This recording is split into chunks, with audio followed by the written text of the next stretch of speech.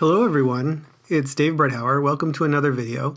Today I'd like to do a background technique that I've been playing around with a little bit and I think you guys might like. It involves Yupo paper and alcohol ink, and it uses an old technique that I've used before with a watercolor video. You can see that there's lots of different ways you can use these backgrounds, so let's get started. This one I call the Yupo Scrunch. You're going to be using Yupo paper. It's a synthetic paper. It's more like thin plastic, and you'll be adding drops of alcohol ink onto it. Now it doesn't matter too much what colors you put on there, but I did discover a couple of tips along the way that made my results turn out a bit better. I'm putting a bunch of different colors on here, maybe 3, 4, 5. You can put as many as you want on there. I did find that it was important to put a dark color on there. So you could do a bunch of light colors, but always you want to make sure that there's going to be a dark color on there. And I'm taking some saran wrap, and while that alcohol ink is still moving, I'm going to put some saran wrap on the ink, and I'm going to scrunch it up a little bit. Just going to use my fingers to make little wrinkles in the plastic wrap, and you want to just smush everything together, and at the same time you're sort of spreading that ink around the paper. Now I let it dry for about an hour, hour and a half, and I thought everything was dry, but when I pulled it up, there were still some parts that had some active alcohol ink in it, and you can see that that's still sort of spreading in there. So I experimented a little bit to see if I could get some better results. Now this is still a really cool background. I use this with my Birch Press Design Hugs die and my Memory Box Elegant Holly double frame. All of the supplies in the video are linked in the description below the video.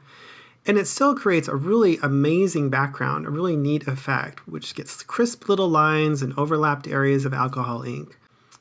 So I tried it again with a different color scheme, and this time I put this Yupo paper out in the sun for about half hour. You can't heat this too much because it's plastic, but you can put it in the sun. It does accelerate things, and then it gets nice and dry and really achieves a crisp result.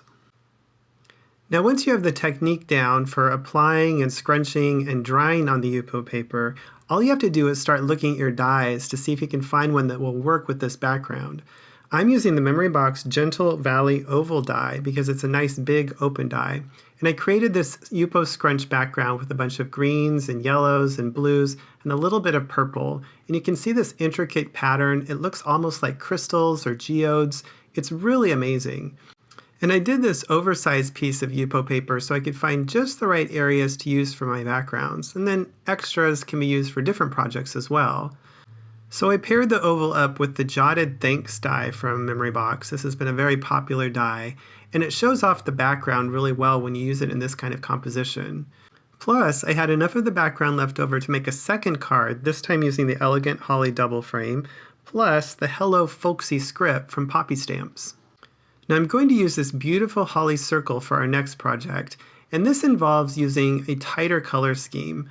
I'm going to be using lots of different colors of red and pink to achieve a more monochromatic result. Now, you know, once these things mix together, you're going to get interesting combinations. This is a little bit of brownish red, red, pink. But you'll see that even though the colors are close, it's going to create some really interesting color combinations. The brown and red and pink are going to mix together. It's going to give you lights and darks and different values of these colors that are going to create a really beautiful background scrunched pattern.